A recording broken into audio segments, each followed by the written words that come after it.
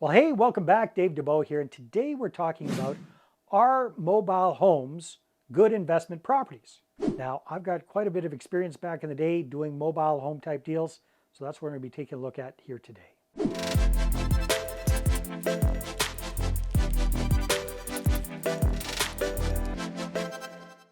So today we're going to take a look at the pros and cons of investing in mobile homes. I'm going to show you 3 different mobile home investing strategies and give you a case study as well as some extra resources. So stay tuned. All right, so what are the pros or the benefits of buying a mobile home as an investment property? And when I'm talking about a mobile home, I'm talking about a trailer, a mobile home, prefabricated home, whatever you want to call them, in a mobile home park. That's what I'm talking about for the purpose of this video. So what are the big benefits? What are the pros of doing this? Well, number one, there's lots of them. I mean, all you need to do is find a mobile home park, and right there you've got hundreds and hundreds of potential properties you could buy right there and then. So there's lots of them. There's lots of demand for these kind of properties because it is affordable housing. They tend to be a hell of a lot cheaper than buying a single family home. The price is right. It's a lot less expensive to buy a mobile home than it is to buy a house. And they're quite straightforward and easy to do. It's a simple investment strategy. All right, so what are some of the cons or some of the pitfalls of buying a mobile home as an investment property? Well, the first one, and the biggest one in my mind, especially if you're buying a property in a mobile home park, is you don't actually own the land. You own the tin shack on top of the land. As I used to affectionately call it, I own the tin can on top of the dirt, but I don't own the dirt underneath the tin can. So that's a challenge. It's not real property per se. It's a structure that you're renting the land underneath. That's the mobile home fee, every mobile home park fee every month is kind of the rent that you're paying for that. So you're not really buying the whole property. The second challenge with mobile homes is financing. Because you don't actually own the land under the structure, the bank is not willing to finance you for real estate. So you have to get other kinds of financing, which tends to be less attractive and more expensive. And why do the banks not want to lend on these properties?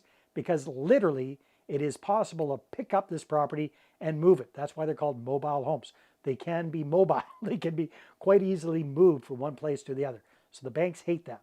The third challenge with mobile homes in mobile home parks is park rules and regulations.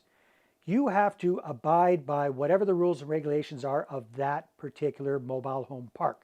So certain parks have age restrictions. They might be, 55 plus, and they don't want people with family or people with children there. So that really limits who you can sell or rent your property to.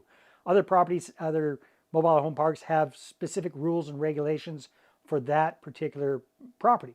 So you have to know exactly what those are before you get in and you buy the mobile home.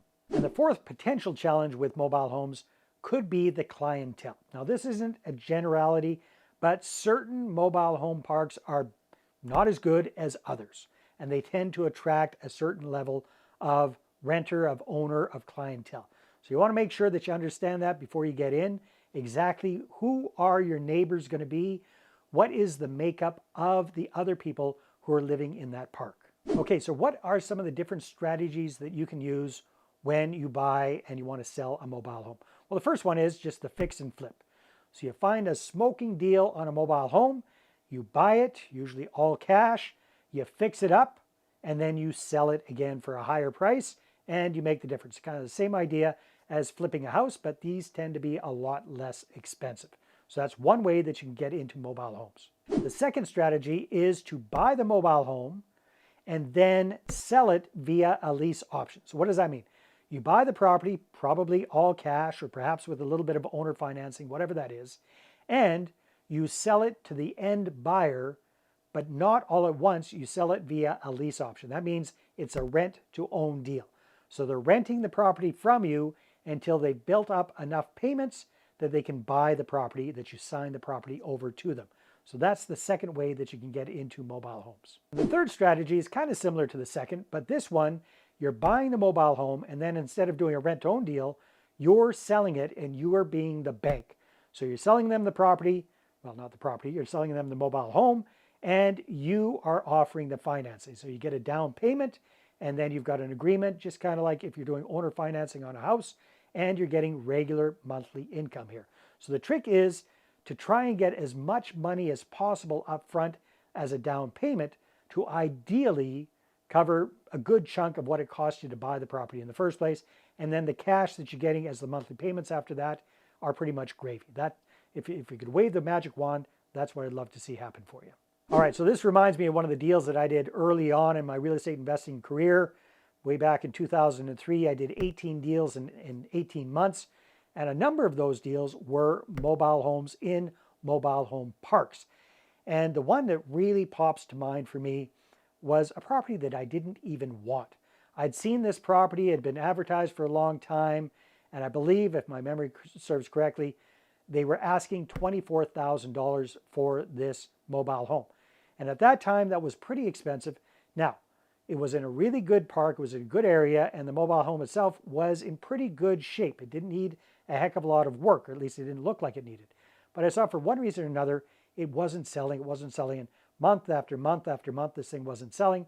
And then one day, I ended up getting a phone call from the seller. And she said, I really want to sell this property. Can you come take a look at it? So I went and I took a look at the property, and the story behind the property explained why it hadn't sold. It was a real tragic story.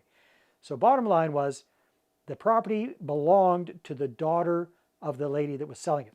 However, the daughter and her husband had had some marital strife, some marital issues, and the husband ended up killing the daughter and killing himself. So it was a murder-suicide in this property. So that stigma surrounded, actually they didn't do it in the property, thank goodness, but it surrounded that whole property. So this lady was having a heck of a time selling the property. Nobody really wanted to buy it. It just had this bad vibe about it. So then when I took a look at the property, there was a big problem with it in that the heating system didn't work. And where I live, you definitely need a heating system that works.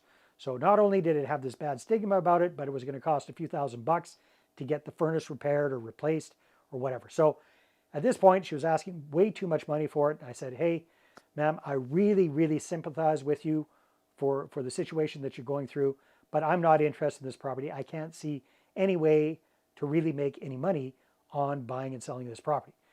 So she said, oh, please, please, please make me an offer. I said, I'm sorry, I don't want to make you an offer because I don't want to insult you, especially in this situation. I'm really not interested in the property.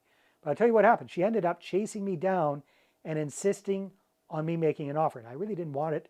I didn't want the headaches around it. But I said, okay, the best I can do is $5,000, because here's the thing. I don't know how much it's going to cost to repair this thing. I'm going to have to be paying the pad rental the whole time until we get it rented or sold or whatever. And quite frankly, I got some other deals on the go. I don't have a lot of cash right now. That's the best I can do. So she kind of hummed and hawed a little bit about that, but she ended up saying, okay, I'll sell it. So again, you got to remember, she was asking $24,000, $25,000 for this. She sold it to me for $5,000 cash. Some people have told this story, so said, hey, you really took advantage of that lady. No, I didn't. I solved her problem. She had been trying to sell this property for over a year. For over a year, this was in addition to her daughter dying. This was this thing that was just weighing her down. She had to come out of money out of pocket every single month, something like $600 to cover the pad rentals. She was going negative on this crappy property. I took it off of her hands, right? So, and again, I wasn't trying to take advantage of her. I just didn't really want it. So now I had the property. Now I had to figure out what I'm going to do with it. So I ended up selling it using kind of a creative strategy, like I mentioned to you. I found a person that wanted to buy it and wanted to, had the ability to fix it up and wanted to kind of live in it while they were doing this. So I ended up selling it via seller financing. And if I recall correctly, I got $3,000 down as a down payment. So remember, I paid $5,000 for it. So now I'm pretty much got three of my $5,000 back.